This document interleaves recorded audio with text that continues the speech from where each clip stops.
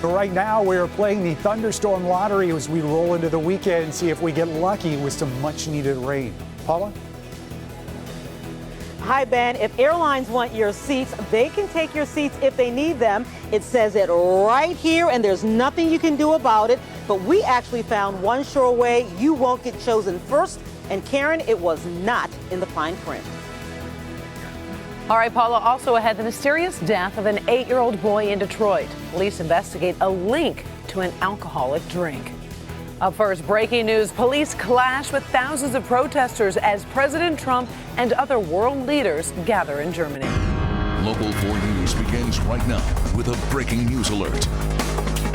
Let's start with the protests in Hamburg, Germany. Riot police have been struggling to preserve order in the city where President Donald Trump and other world leaders have gathered for the G20 summit.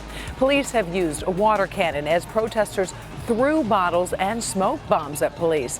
It's hard to tell how many protesters there are, but estimates are they are in the thousands. They seem to be protesting capitalism in general as leaders from the world's richest countries prepare to meet. It is now 10 o'clock in the evening in Germany. The sun is going down and police are hoping things will start to calm down before it's dark. We are monitoring the very latest in this situation, and of course, we'll bring you updates as needed. Meantime, President Donald Trump and the First Lady arrived in Hamburg a few hours ago.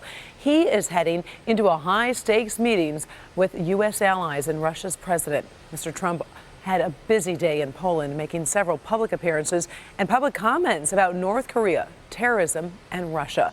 Devin Scillian is tracking the very latest from the newsroom, including reaction from disappointed Democrats. Devin. Yeah, well, Karen, as you point out, the president is juggling several international hotspots during his second trip to Europe, preparing for his first face-to-face meeting with the Russian President Vladimir Putin, hoping to get support from G20 members with North Korea and its missile tests. So it's all very full right now. Not only must we secure our nations from the threat of terrorism, but we must also confront the threat from North Korea. And that's what it is. It's a threat. And we will confront it very strongly. The president also seemed to be setting the table for his meeting with Vladimir Putin. That's tomorrow, at one point saying Russia needs to stop its destabilizing activities in Ukraine and its support for regimes in Syria and Iran. Democrats want Trump to confront Putin on Russian meddling, though, in the 2016 presidential election. The president acknowledged there was interference, but not going far enough for some Democrats. I agree. I think it was Russia, but I think it was probably other people and or countries, and I see nothing wrong with that statement. Nobody really knows. Anyone who has seen the classified information, as I have, knows that the president is not telling the truth when he says no one really knows if Russia engaged in this cyber attack against the U.S. last year. Russia did it. A number of Democrats think that's the president basically going on the world stage and not backing up United States, his own intelligence community. We'll be covering the president's visit with Vladimir Putin coming up tomorrow. We continue to monitor the protests that have been going on in Hamburg at the site of the G20 summit. Things a little bit more peaceful now than they were earlier in the day. But that's where, of course, all of these world leaders are meeting, so a very tense security situation. Updates coming up as they're necessary here, especially on Local 4 News at 5. Karen, back to you. All right. Thank you very much, Devin. Right now, let's take a minute to get the very first forecast. And as Ben mentioned, rain will be making a comeback in Metro Detroit. So now we're just wondering exactly when it's going to hit. Yeah, the chances, at least in the short term, are pretty slim, Karen. There will be parts of the state that get thunderstorms, and some of those could be strong. In northern lower Michigan, that enhanced risk, that puts us right in the middle at Category 3. But you can see how it really drops off. Just parts of our north and west zones are in the marginal risk. And I think the chances of getting a thunderstorm are pretty slim as we take a look at what's going on outside right now. The temperatures are in the mid-80s, but there's not a lot of moisture to fuel the instability for these thunderstorms to work with. So that will make thunderstorms tonight limited. We will talk about better chances as we get into the 7-day forecast. It's a question of just how long we have to wait. Karen? All right, thank you, Ben. Also, first of all, police are investigating the tragic death of an 8-year-old boy on Detroit's east side. They say the boy got sick after allegedly drinking an alcoholic drink early this morning. EMS was called. The boy was rushed to the hospital where he fell into cardiac arrest and then died. Neighbors say they can't believe what happened. This has to touch your heart somehow. If you have children and you love your children as much as any other real parent would, you would feel the same way I would, you would. While alcohol is suspected, an autopsy is needed to confirm if it was the cause of death. Of course, we'll keep you posted as we learn more. Floyd Galloway, the man named as a person of interest in the disappearance of Danielle Cislicki, was back in court this morning. Galloway was in a Livonia courtroom for a probable cause hearing in a separate case. He faces sexual assault and kidnapping charges connected to an attack that happened last September at Hines Park. Galloway will be back in court August 1st for a preliminary exam for that case. Meantime, as you recall, Cislicki disappeared back in December. Farmington Hills police have been investigating that case for months but have made no arrests. Galloway worked in the same building as Cislicki. Farmington Hills police have been very tight-lipped about their investigation, except to say Galloway is a person of interest in her disappearance. Of course, we're following this case step by step, and we will keep you updated. In other news this afternoon, replacement pipe for the 15-mile sewer collapse in Fraser finally ready to be installed. The collapse formed a sinkhole beneath 3 homes on Everline Drive off 15-Mile Road on Christmas Eve. 3 homes on that street were condemned. 2 have already been destroyed. Today, Macomb County Public Works Commissioner Candace Miller announced the replacement pipe was ready and said all the county's work is going exactly as planned. Everything on this project is going incredibly well, and we are well on pace. We've been on schedule. We are on budget. We feel very, very good about the way that this entire project is going on. The replacement pipe is in the process of being shipped to the work site in 20-foot segments. The sewer line is expected to be fully repaired by the end of September, with the reopening of the 15-mile road expected by the end of the year. It seems United Airlines is still learning lessons about customer care after the company took a seat from a 2-year-old boy and forced him to sit on his mother's lap for 3.5 hours. I had to move my son onto my lap. He's 25 pounds. He's half my height. I was very uncomfortable. My hand, my arm, my left arm was smashed up against the wall. These are photos from the flight from Houston to Boston. United has apologized, refunded her son's ticket, and given her a travel voucher. What could or should you do in a similar situation? Lots of people are talking about this afternoon. So we sent Paula Tutman out. She's live at Metro Airport with some expert advice for all of us. Hi, Paula. Hi, Karen. So I'm holding in my hand basically a major airline carrier's rules and tariffs. All airlines have these. There are 394 rules, 394 that govern your tickets and your travel. You could read through all of them and then understand that if an airline wants your seat, they can take your seat. Let me tell you what I didn't find in here. That was the answer to how you can avoid being fingered first for the boot. Gail has a pretty sunny disposition when it comes to air travel and customer bumps. Not a problem, because I'll get something, I'll get a perk on the next flight out. More and more, however, it becomes clear that just because you buy the ticket doesn't mean you get to go on that flight, much to the chagrin of most passengers. I purchased the ticket in an amount of time in advance to travel. So I don't think it's fair to them to come to me to tell me to give my seat up. We talked to travel expert David Fishman, president of Cadillac Travel Group in Southfield, who was actually on a flight looking for passengers to bump. Come on the plane and said, the plane is overweight, so we need to take 8 people off the plane. The fact of the matter is the airlines do tell you they have the right to bump you. Customers just don't see it in writing anymore. And in fact, the rules won't even fit on the back of the ticket anymore. It's 51 pages. There it is. At the end of the day, if they need your seat and you're first in line based on the variables that are put out there, then they can take you off the plane. But there are things you can do to protect yourself and get maximum compensation if you are forcibly bumped. You should always ask for your written rights. Compensation is based on time also. So if you're taken off the plane and you're going to get on the next plane within 2 hours, they only have to offer you 200% of your fare, your one-way fare. If it's 2 to 4 hours, then it's 600%, up to $1,350. And there's also one fairly surefire way to ensure you will not be the first pick if the airline is forcibly bumping passengers. They'll start going by the value of the ticket that you purchase. And they'll literally won't take volunteers. They will take that person off the plane next. If you want to make sure that you're not the one that's being bumped, don't get the cheapest. There could be a fare basis above that lowest fare basis. It might be $20, it might be $50 more. But if you need to be there, do that. Get your seat assignment. Because if you get your seat assignment, you have fare, you know there's someone that may be buying a ticket cheaper than yours, they're being kicked off the plane first. Yeah, there's a reason first-class passengers aren't asked to get off first. And so when you're scrolling for those cheapest prices, Karen, it could only be $5, maybe $10 or $20 more. Get that higher fare because you're least likely to be fingered for the boot first. Good advice, but at the same time, kind of frustrating that you have to then look for the higher fare, Paula.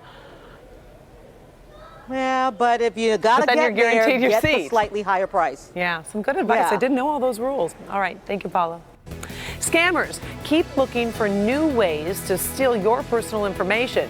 If you have a cell phone, you need to hear about the new trick they're using. We've got that story coming up. Also, this young boy survives a dog attack. His terrifying experience was caught on camera. Up first, police call to a brutal family tragedy involving some young children. The heartbreaking discovery and who's in custody this afternoon.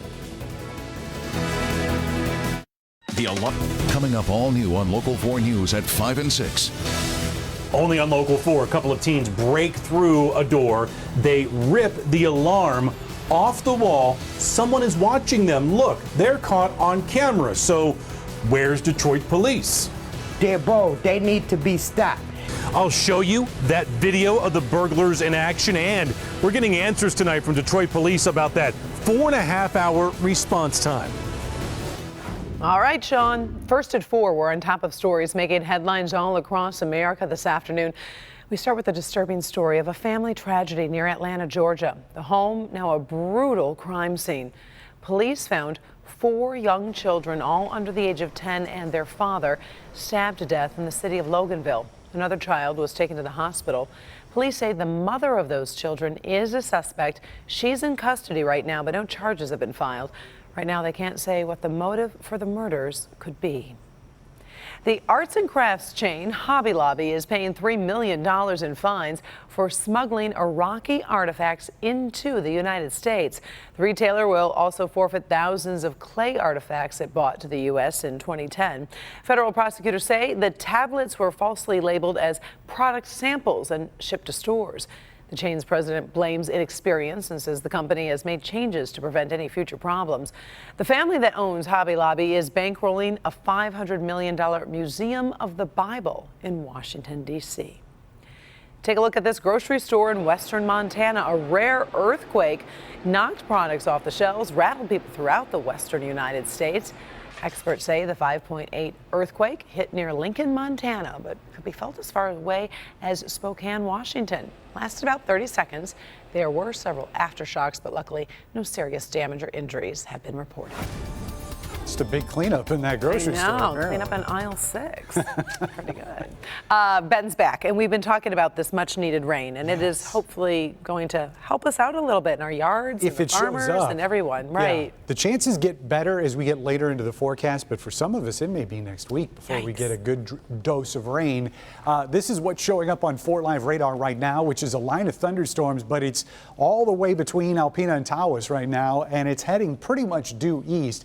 There may be some further development a little bit south on that line, but if so, it's just going to brush our north zone, and that's mostly going to be into the evening hours. There's also a little bit of activity behind it back towards Traverse City, but that's all that's showing up on radar right now. And again, as we told you at the top of the show, we don't have a whole lot of ingredients for those storms to work with down here in southern portions of the state. So even if some of those storms are able to make it further south, they may not last very long and not going to be packing a whole lot in the way of moisture. Temperatures a little bit warmer here in the northern sections of the area. We still had those thick cirrus clouds in parts of the area, especially from Detroit south for parts of the day. 84 right now at Metro, 86 out in Ann Arbor. Warmest spots right now, Lapeer and Pontiac at 88, and Lansing hit 90 degrees. They're at 91 right now. So you can see that there's not exactly blue skies out there. Heat index is matching the air temperature. Humidity not really an issue, but it will start increasing a bit as we get into tonight to at least become noticeable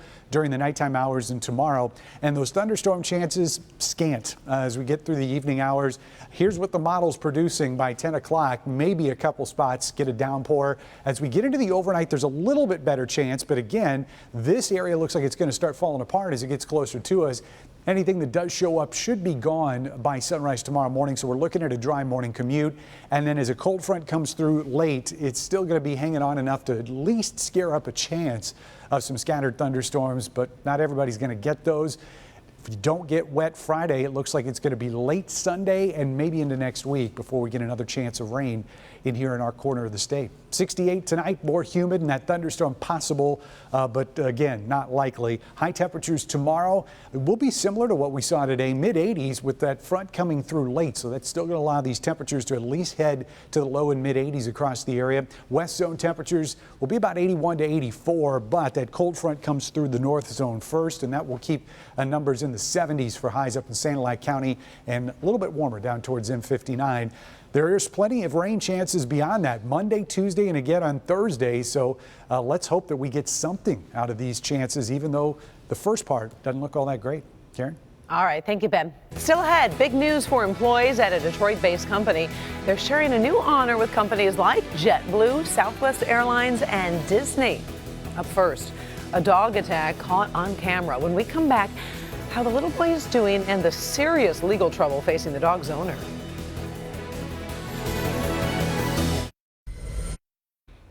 We are back with the story of this 7-year-old boy who survived being attacked by a neighbor's dog. The attack was caught on camera. Take a look. You can see the dog chasing the boy and finally tackling him in the street. Eventually, the dog let the boy go and witnesses shooed him away. The 7-year-old suffered several bites to the back and thigh. He will be okay. The dog's owners face several citations and could be charged with a third-degree felony. They're also waiting to see if the dog will have to be put down. In this Help Me Hank scam alert, you've probably heard of phishing. Well, now you have to think about smishing to your list of scams to watch out for. Phishing is when scammers use emails to get your personal information. This new threat comes when they use text messages to reach out to you. For example, the message might contain a question from your bank trying to confirm account information. Watch out. It's most likely a scam. Experts say never reply or even tap on the message. Just delete it. Well, in today's top trending stories, a Detroit-based company is being called one of the top places to work in the country. The list comes from Indeed, which used information from employee reviews. The top 3 companies are Salesforce, that's a software company, then Southwest Airlines, and JetBlue round out the top 3. But get this, Detroit's DTE Energy ranked number 7, finishing ahead of Nike, Apple, and Walt Disney. With all the problems that the airlines are having, it's shocking that 2 of the top 3 are You know airlines. what? That is a good point, but kind of proud to have DTE on that list, That is right? true, Yeah. yep. All right, take a look at this photo. This is pink sand. It's on the shores of Lake Superior. It's getting so much attention on our website, clickondetroit.com. The photo comes from the Upper Peninsula Pictured Rocks National Lakeshore. It says the pink sand is actually garnet that has eroded from one of the sandstone layers of the Pictured Rock cliffs. That would definitely be something to see this summer if you've got time to head on up north. Still ahead, imagine your pet is trapped on a ledge and you can't get anyone to come to the rescue. How one dog owner came up with a creative solution when we come back. We've won